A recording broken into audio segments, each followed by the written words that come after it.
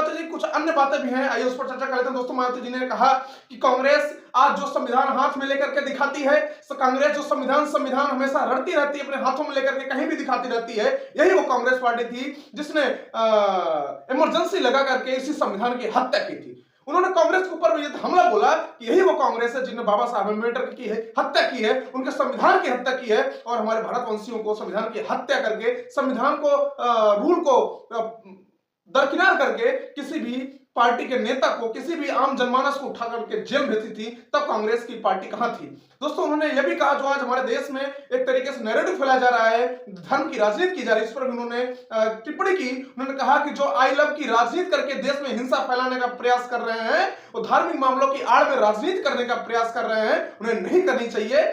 स्वार्थ की इस भरी ऐसी राजनीति को देश के लिए हितकारी नहीं है। मायावती जी ने उनको भी लताड़ मारा है जो आज हमारे देश में धर्म की राजनीति करके अपना चुनाव का प्रोपेगेंडा फैला रहे हैं। उन्होंने तीसरी बड़ी जो बात कही है दोस्तों, उन्होंने कहा कि देश के हित में मुद्दों को, जनहित मुद्दों के ध्यान में देने के बजाय कुछ शरारती और स्वार्थी लोग धर्म की राजनीति, देवी देवताओं और आकाओं पर, खुदा पर विवाद करते हैं और हिंसा पैदा करने की कोशिश करते हैं। ऐसे लोगों को मायावती जी ने लताड़ लगाई है आज। दोस्तों उन्होंने एक चीज और कही, समाजवादी पार्टी के ऊपर उन्हें खास करके हमला बोला है, खास करके समाजवादी पार्टी के मुखिया अखिलेश यादव जी के ऊपर मायावती ने जबरदस्त हमला बोला है। उन्होंने कहा कि समाजवादी पार्टी जब सत्ता में रहने का मौका मिलता है तो उनको पीडीए की याद नहीं आती है, उनको बहुजनों की याद नहीं आती है, उनको बहुजन समाज की ही बिल्कुल नहीं हितों की सोच चिंता होती है।